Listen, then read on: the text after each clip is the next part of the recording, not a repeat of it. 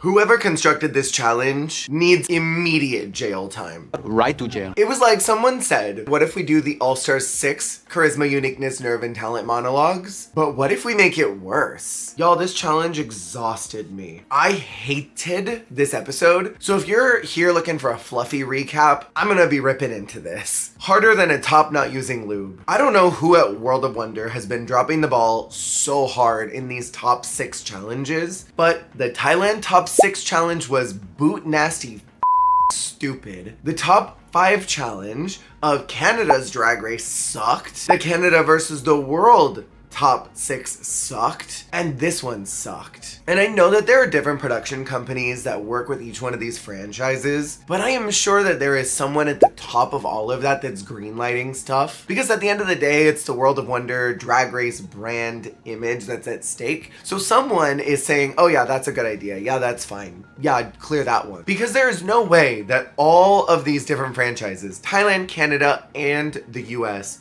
are all suffering so hard when it gets to these final challenges. And someone told me that the UK top 5 challenge was kind of suspicious and bad. And it just exhausted me how ridiculous this was. So last week I was really happy about this break from form, that we were doing the kind of frenemies situation then, but they wanted it to happen yet again here because they are just addicted to these top 6 snipe out people that have tension with each other or what have you challenges. And I'm really disappointed that Lydia was gone this week because she, I think, would have accidentally worked with Sam again, and it would have been an opportunity for their real tension and sparks to fly. Also, a couple y'all seem to be very confused, and I don't know, hearing voices or something, because if I do not respond well to someone's drag or someone's performance, that doesn't mean anything about what I think about them as people. I'm not critiquing them or their personalities. Very rarely am I doing these things, and if I am, I clarify. So it's very strange energy to me that some people come in here and assume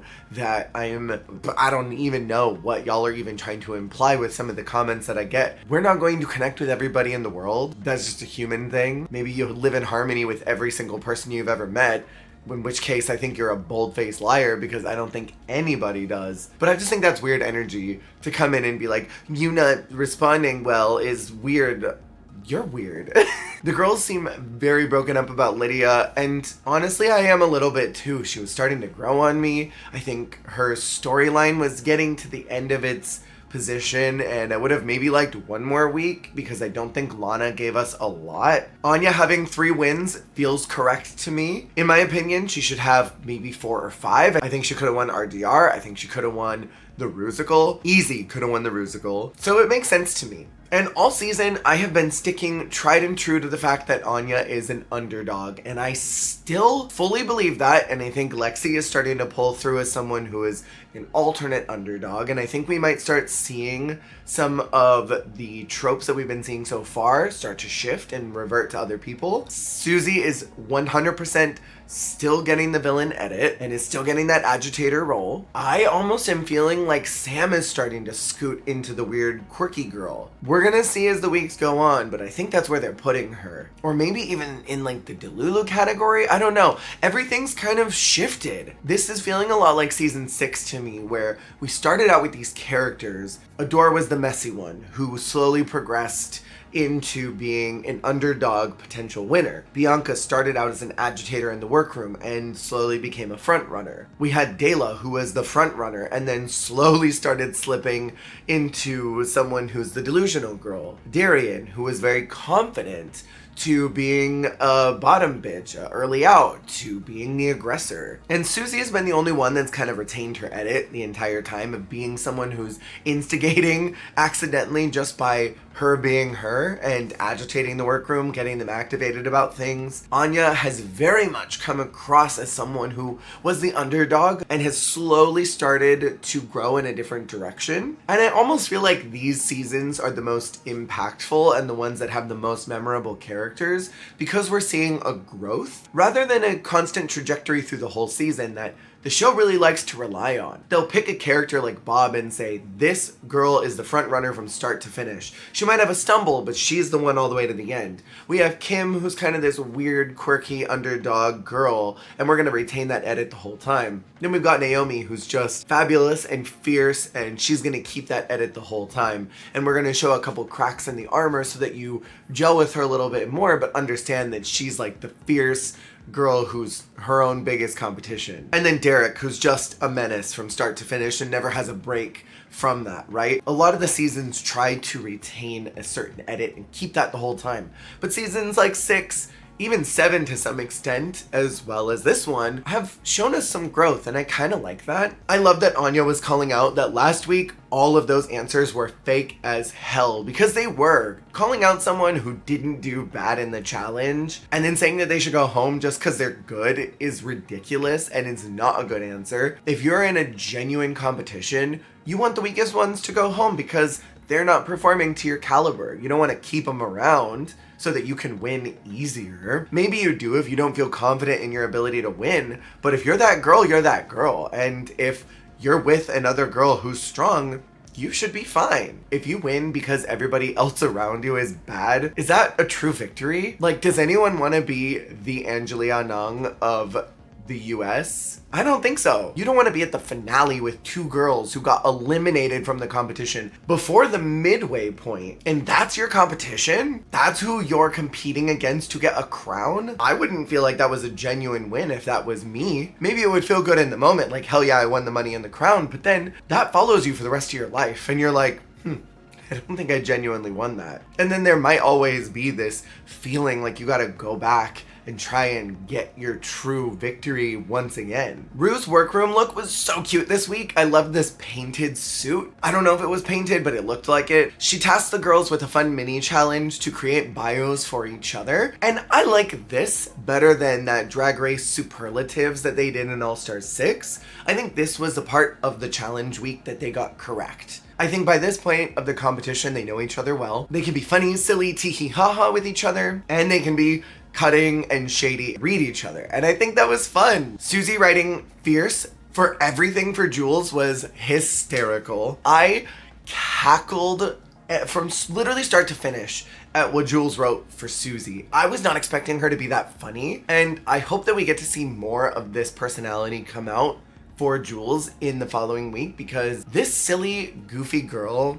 is one that we haven't seen a ton of cracks of. She's been kind of polished and poised in her presentation, but there's always been something underneath, and I'm glad that we got to see a little bit of that slip out this week. Sam for Lana was really funny, but then Lana for Sam was just not super bombastic, and I didn't really giggle a lot. I thought it was just meh. Anya for Lexi was freaking hilarious. I loved her calling out and shading some of these somewhat appropriative ways that Lexi conducts herself and talks. I think that happens naturally in the drag scene. There are a lot of POC performers that you'll end up working with because, unlike what Drag Race tries to peddle to us, a lot of the nightclub scene is full of POC queens. And I think AAVE really does rub off on queer culture, on drag queens, and so I think it just naturally is one of those things you pick up. And I think there have been times through the season where I feel like, and I think Anya's picked up on that too. I don't think it's necessarily malicious. It is something that we as queer people do need to be looking out for, that we're not appropriating Black culture too much if we are not of that culture. And I think it's a good reminder, at least for me, reading between the lines, that there are times where we'll pick up something and appropriate a culture or a dialect that is not ours to take. And I thought the little shade of that was funny. Lexi's for Anya was kind of terrible. Yeah, it was super unfunny, man. This was a fun mini challenge, and I really hope they do it again. And then Rue announces the Charisma, Uniqueness, Nerve, and Talent Monologues. This is straight from All-Star 6, and what is so lovely about this challenge is it's an opportunity for the contestants to open up their hearts, expose that to us, and give us that vulnerability that the judges are always wanting. It's an opportunity to show you, not your persona. This is a really beautiful opportunity to be real and raw and make the audience love you. But someone at World of Wonder decided to drop a nuclear bomb on this challenge and give it the stupidest twist ever. And that twist was an interpretive dance by a partner that you were paired up with in the mini challenge. This honestly made me so mad from the start. It tainted a lot of what I felt about it because I didn't think it was necessary at all. The CUNT monologues are meant to be a soulful challenge. And then they added this stupid act dumb, act a fool element to it. So then there's no point in being vulnerable. You're just there to do another comedy challenge, which we've had plenty of. We haven't had any opportunities this whole season to just see them come out. And Lord knows the edit is not doing a great job at pulling out important things in confessionals. They're not showing us a lot of who these girls are. This was so dumb. I already knew that this was gonna be Lana's week to go home because she started talking about her childhood insecurities and growing up in the family she grew up in. I feel like this lack of confidence that she's had all season sort of makes sense suddenly. Something that bothers me about the way that this season has been edited, and a lot of the more recent seasons, is that we don't focus on some of these girls that are out before the finale until it's their final episode. I kind of wish that if they, as editing team, know that someone is not making the end, focus on their story just little tiny bits as the season goes on, and let your finalists kind of show themselves and reveal themselves in between other people's stories, rather than focus only on your finalists through a lot of the series, and then don't show these other girls until it's the week that they go home. It kind of feels a little bit disrespectful to them. It also just creates this dissonance where we don't really know anything about them until their last day, and then it's very clear that they're going home. Like Malaysia being told when she walked in the workroom on the day of her elimination, if you wanted to say anything, today would be the day to do it. Like, what? On the runway, I want to give a special shout out to TS, who looked beautiful. So we get to the challenge. I felt overstimulated. I wanted to listen to the story. I wanted to hear what the contestants were saying. And then I was bombarded with these dumb faces that the other girls were pulling and the dancing and all the nonsense. And I felt like I was getting poked and talked to at the same time. I felt like I was in the park and someone's trying to have a conversation with me, but then there's someone's brat kid that's screaming and running around near us. And then there's an ice cream truck that drives by, and there's a airplane that flies over, and the person's trying to tell me about how their mom died, and I'm like listening to all this other stuff that's happening. I don't know for any of you girlies out there who have ADHD, but this feels like a nightmare scenario for people like y'all. There's just so much happening, and I did not enjoy any elements of the non-spoken parts. Susie talks about a spelling bee. I thought Susie's story was a good opportunity to show us why she is such a perfectionist, and really gave us an opportunity to learn more about who she is and why she presents as this overly confident character, and why she comes off so brazenly strong even in the face of adversity, because she always kind of remembers that her dad is there and is proud of her no matter what she's done, so she can be proud of herself. She was given an opportunity at a very young age, the space to fail and still be loved. So she doesn't have this complex that prevents her from feeling bad when she does bad. She can just feel good about it. I didn't really love Jules's prompt. I thought the whole ghost story concept was dumb, but I think what she did with it was smart. And again, I think this was a cool story for her. Talking about how she wanted to embrace effeminate things and non-masculine male things, and then blaming it on this invisible specter who was making her do this. This is a story that so many queer people have gone through. Oh, I didn't put on the dress. My friend told me to do it. And I thought this story of queerness and how the exploration of that queerness at a young age was impactful to her as a human being growing up had the opportunity to be so cool and so important to a lot of queer people, and it got cucked by this dancing. Anya has confidence and charisma in buckets, and I love her and the way she presents things. Now this story, this vegan who's a closet meat eater, I don't think that has a lot of character to it. I don't think it's got a lot of story to it. I think this is a story that a million girls on Snatch Game have done. I'm thinking Olivia Lux. I'm thinking there was that girl in the UK who did a character like this as well, who was a vegan but actually ate meat. Was Was that vanity? And I think this is just like a pretty standard subversive. I tried to do this, but I really was craving the real thing the whole time and I couldn't do it. I think that's just a pretty standard story. I don't think that really tells us a lot about who Anya is, but she is so charismatic on the stage and she was so good in the dancing that I'm like, well, of course she's high because she can sell me garbage. I think Lexi is brilliant, but I did not like her storytelling.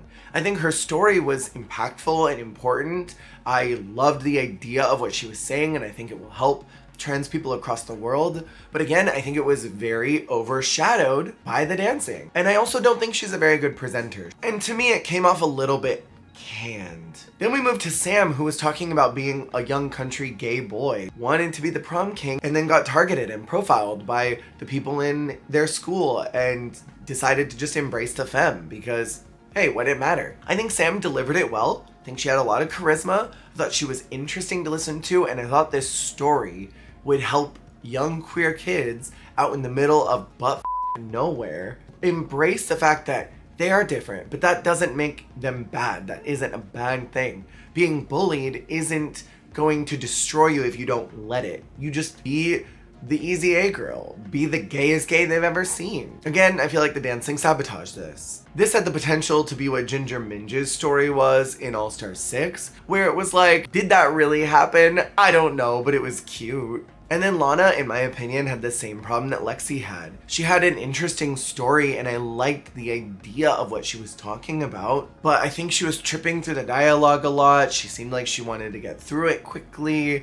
She was not super presentational, and I think she lost a lot of the charisma that we desperately needed at this stage of the competition. And overall, I think the dancing sabotaged every single one of these monologues, which had every opportunity to be important and impactful to their story journey on the show and put a little bow on it, since probably the makeover challenge is not going to give us a lot of direct closure. I didn't appreciate this at all. Then the runway is ugliest dress. I remember back in the challenge where they were referencing old fights, back in like episode 4, I think, 3 or 4. I specifically mentioned that I thought that the runway category could have been something else, like your favorite queen. And there was a piece of cut content that I just removed for time, where I went on this long tirade about how I felt like the runway was disconnected from the challenge, and how I felt like at some point down the road, we were gonna see a runway category that would have worked perfectly in that episode and could have been swapped. And I specifically referenced Canada's Drag Race Season 5, where they did an alien challenge, and then like 6 episodes later, they did an alien runway, when they could have just layered those on top of each other, create a cohesive maxi and runway prompt. And I felt the same here, because when Rue introduced the challenge, she even said, in honor of 10 years since we did Ugliest Dress Ever, we're doing it again. That totally makes sense for the prompt of Drag Race moments. And quilted, I think, would have made more sense here, if you think about it. I just feel like that this would have made more sense back then. And Joella could have worn the exact same outfit and may have been safe in that challenge. So I am going to, as always, rank them from 1 to 6. And it's kind of hard this week because I like a lot of these outfits, but I need to rank them as how they matched up with the category. So how ugly were they is what I'm looking for. And ugly is not necessarily bad fashion, because there's a difference. Some things are constructed well, but look ugly because of texture, details, colors. And remember that these are my opinions. First out is Susie Toot in this gigantic Christmas tree. It's so hooey to me. This is so Grinchy. I kind of live, laugh, love for the whimsy of it all. It's hideous because of the shape. This to me looks like if like the Met prompt was not Doctor Who, Horton Hears a Who, Dr. Seuss. And I don't know, I could see Doja Cat coming out in something like this because she kind of goes ham with the Met Gala concepts. All of the felt that's all over this is nuts. I think this truly looks ugly, but my favorite detail is that she painted her neck in the same color as the bodysuit. I thought this was ugly. It is like baby's first drag queen competition. I'm going out as a Christmas tree. It reveals a level of tastelessness that you only get in your first like 2 years of doing drag. This was my number 2. Jules is out next doing an 80s prom look, and Michelle was very upset about this look and said that it was not ugly because people in the 80s often spent their own money that they worked hard for to buy dresses like this. Putting my phone down. Just because someone bought clothes in an era does not mean that they're not ugly. Ashley Tisdale bought skirts and jeans and Ugg boots and hats and beads and put them all together on a runway. That was ugly, but she spent her money on that. Are you gonna look me in my unchristian eyes and tell me that that fashion was cute, fierce, and C-U-N-T-Y? No! You will not look at me in my unchristian eyes, and I will not make eye contact with you while you say that. This is hideous, and I have a personal vendetta against pressed sequins. I think pressed sequins are the ugliest material of fabric in the world, globally. I have a war against pressed sequins, and if I could burn every pressed sequin bolt across the continental United States, I would do so. Pressed sequins are when sequins are glued onto a bolt of fabric, maybe with one quick stitch in it, but that they are pressed in, they are glued in, they are tacked in, they are adhesed in, rather than bolts of fabric that are sewn the sequins into and they're big and luxe. The shape is wrong, the colors are wrong, it is ugly. This was my number 1 for me. Anya's out next doing a turkey look, and I want to know, did they get like a holiday runway or something? Back in season 10, when they did the duo runway, the Inner Saboteur and Your Good Girl, Cameron and Cracker both pulled from the prehistoric runway that they were given a prompt for and used their prehistoric runways for their bad girl because that runway category wasn't going to get used. The fact that Anya has a Thanksgiving costume and Susie has a Christmas costume, and I would argue that Sam's is kind of Halloween-y. I'm feeling like these girls got another prompt and then they just pulled this one because they realized that the holiday one wasn't gonna happen. It is ugly. The textures are wrong, the shape is wrong, everything is just so bad. And that's the point. So for ugly, yes, this is it. And this like coat dress is so hideous. I hate everything about this. This was my number 3. Lexi is out next, and this to me was kind of the Fame problem. Do you remember when Miss Fame came out in the ugliest dress ever and was in that big parachute dress? And her hair was scooped up, she had the one singular tear, and it was just, oh, fashion moment. This is super fashionable to me. Gloves and the tight waist and the little bow tie with this cute, like, Mare Mayhew hair. I love the luxeness of all of these tutus. It looks like way too much, and I'm obsessed with this. It's so cute. Even the way that the colors gradate downwards, sort of fluctuate between these different ones, but they're not super discordant and displeasing. Because something for me that resonates as ugly is when colors are displeasing. And this bubblegum pink with this jewel tone blue glove, and then all of these colors underneath, it creates this level of eye comfort to me that makes me want to keep looking at it. And something that's ugly would make me recoil and be like, I don't want to look at this. Like if there were electric greens and neon pinks, neon oranges, that would have brought this to ugly. Even if the pink at the top was not this bubblegum, like if it was in a more magenta color. This is where textiles make a difference and bring it from ugly, tacky, disgusting, like what Katya did, to something like what Pearl was wearing, that monochromatic one where there were the cute eyeballs and she just looked guro kawaii. I think that this is cute. I didn't think it was ugly at all. This was number 5 for me. Sam is out next, and again, same problem. It's literally the Pearl problem.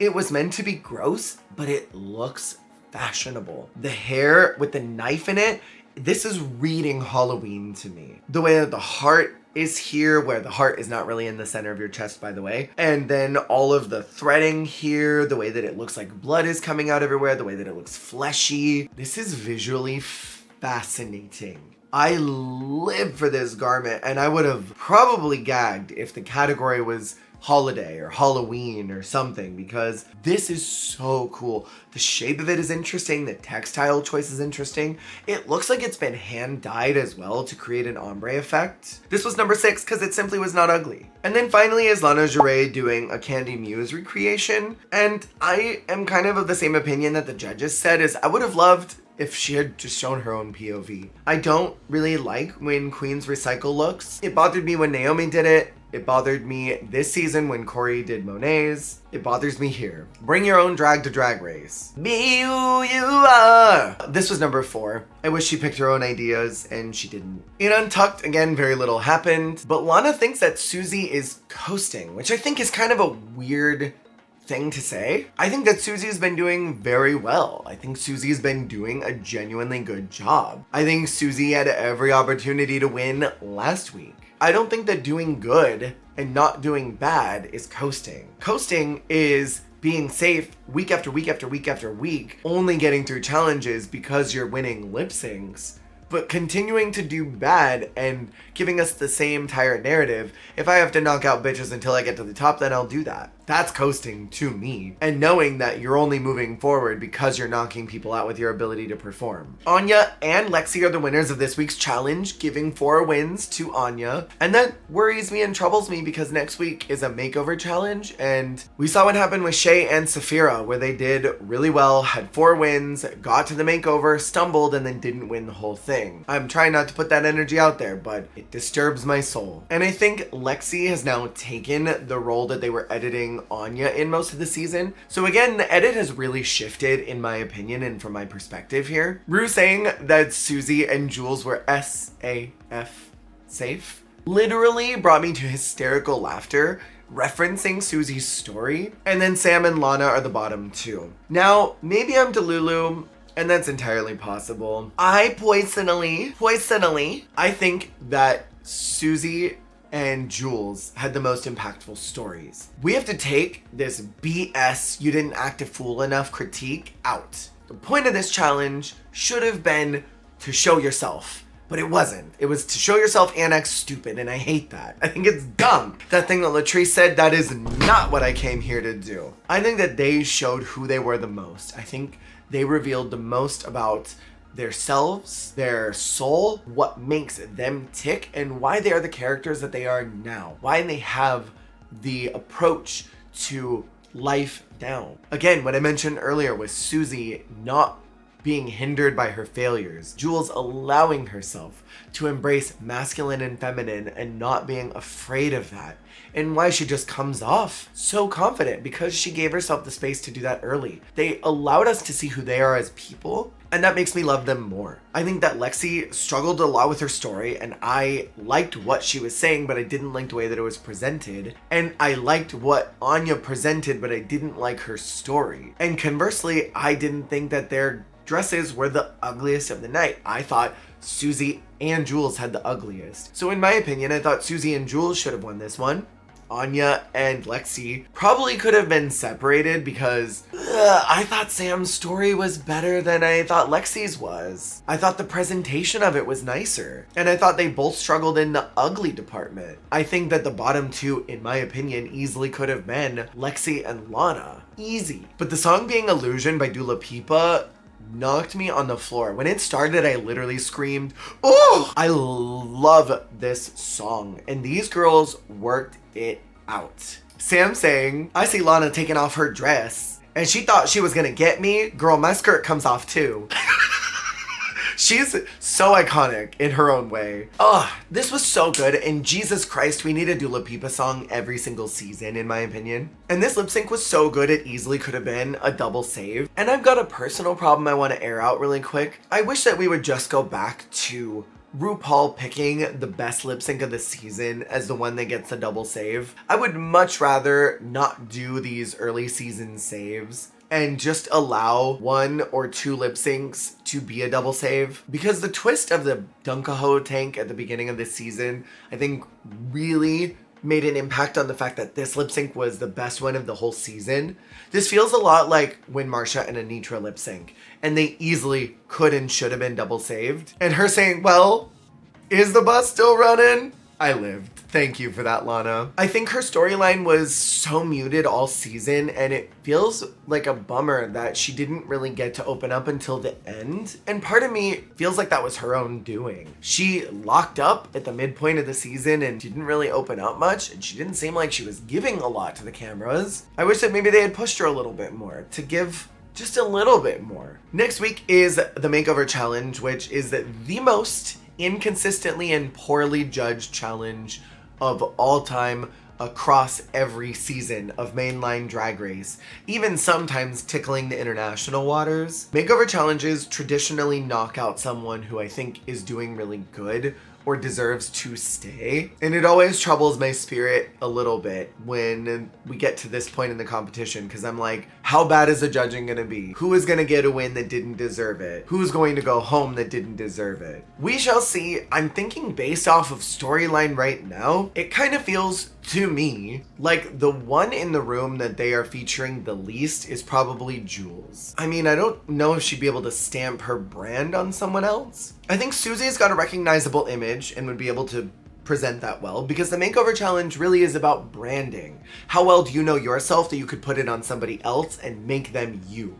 Anya is someone who I don't think has a recognizable brand. Lexi, I don't think is someone who has a recognizable brand. She's model-esque, but can you put model on someone else that's not you, who hasn't lived your life? And I think that Sam has a very recognizable brand, Southern American glam. And I think that would be easy to put on someone. So I'm pinning either Susie and Sam as one of the winners of next week, and I'm thinking that probably the bottoms are going to be Jules and maybe Anya. Because they're gonna do the you won for, we have high expectations, and now you're gonna crash because blah, blah, blah. I love Jules a lot. I think she's been criminally underlooked all season. I don't think that there's a lot of storyline left for her. I don't know where she fits in the final four algorithms that they usually look for. Susie's got the agitator thing on lock. Anya is now the front runner. Lexi is now the underdog. And Sam is the weird quirky girl all of a sudden. Where Jules kind of fits into a little bit of multiple archetypes. Underdog also being quirky, but I don't know if her storyline is more compelling than someone like Sam, at least not from a producer point of view. And if we're looking at the way that RuPaul and production clearly hate Latinas, she's the obvious to get sniped out. And I say this as someone who is Latina and is very bothered by the fact that the Latino community gets sniped out before the finale almost every season. Let me know what you thought about this challenge. Did you hate it as much as I did? I hated it, girl. Make sure to subscribe, and thank you for watching. I will see y'all on the flip.